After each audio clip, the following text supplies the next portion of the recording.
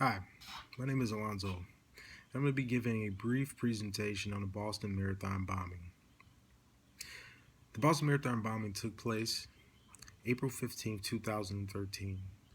260 individuals were injured and 3 individuals lost their lives.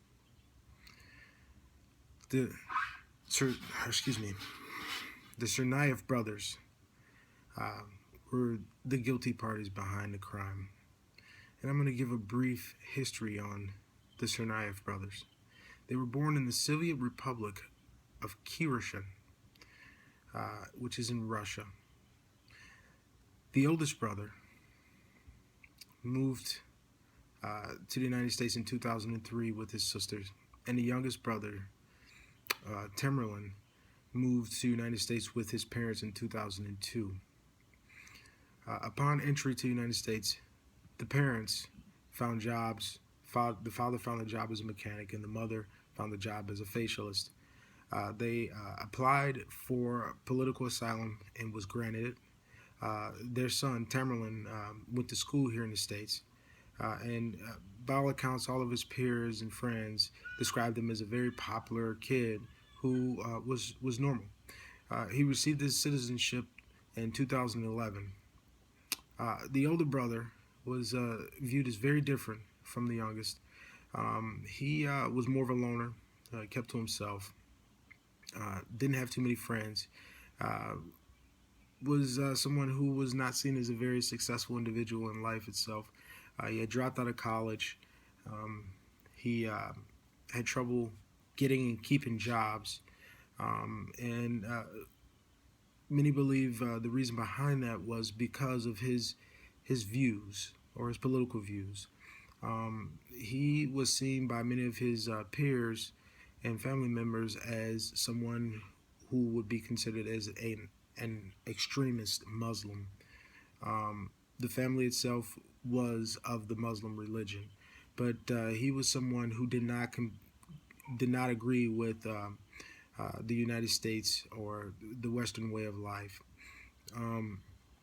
He many people believe was the motivator behind the younger brother, the younger brother's radicalization or change. He was a big influence on his brother's life.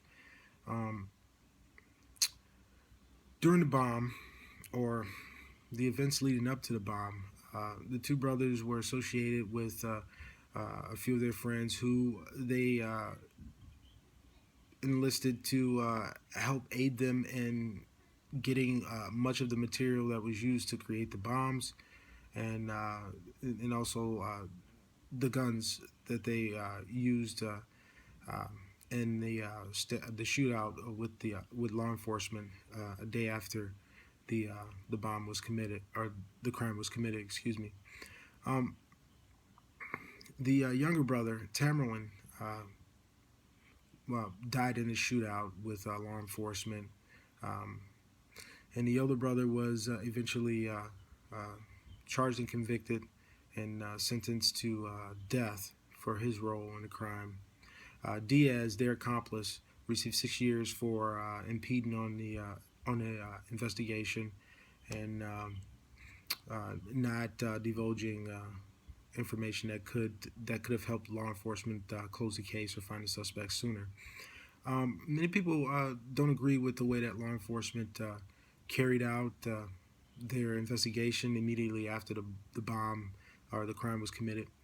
I, on the other hand, believe that they handled it extremely appropriately, considering the circumstances. Their first response was to get as much emergency assistance as they possibly could to the scene of the crime, and also as many law enforcement investigators and officers to try to preserve the crime scene as much as possible as well. They were able to use camera footage and other evidence recovered at the scene of the crime to connect the Traverse brothers to the actual crime itself. Forensic evidence was ultimately the smoking gun. It was I guess if you will, the the straw that broke the camel's back. It was everything for law enforcement in this case. They were able to, based on camera footage, they were able to put the brothers at the crime scene. They were able to connect shrapnel pieces from the bombs, fingerprints found on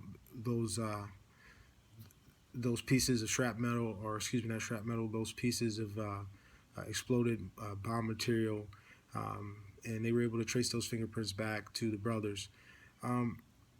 Many people's lives were changed because of the actions by these brothers on that day, on April 15th. And many people lost limbs, they lost arms, they lost legs, they were badly disfigured from the materials used in the bombs. A lot of people were injured. 3 people lost their lives. Law enforcement did a great job in catching the suspects as soon as they did. In less than 48 hours, they were able to locate their suspects. They were able to catch up with them and detain them, and one of the suspects, they actually died. They actually killed in a shootout. So, well, he killed himself when the bomb that he was carrying detonated also, and law enforcement actually shot him a couple times too. But because of their actions, which were, senseless, just their motives, there was no motive behind the actual crime other than hate. I believe law enforcement did the best that they could on limited resources. I mean, they weren't ready for the events that unfolded that day, but they were still able to execute their investigation and get the guilty parties behind the crime much sooner than most people expected that they would. All in all, their actions, the actions of the brothers on that day, deeply impacted a lot of people's lives forever, negatively, in a very negative way. It was possibly the closest thing to September 11th that we've seen in a very long time. I believe ultimately justice was served. It really was. Even though some people don't agree with the tactics that were used by law enforcement, justice was served. And I think a lot of people who were involved in the actual travesty, or the actual chaos and you know, the actual bombing itself, would agree that law enforcement did a great job. That's my presentation. That's my time. I hope you enjoyed. And I'll be looking forward to seeing the rest of you guys' presentations. Take care.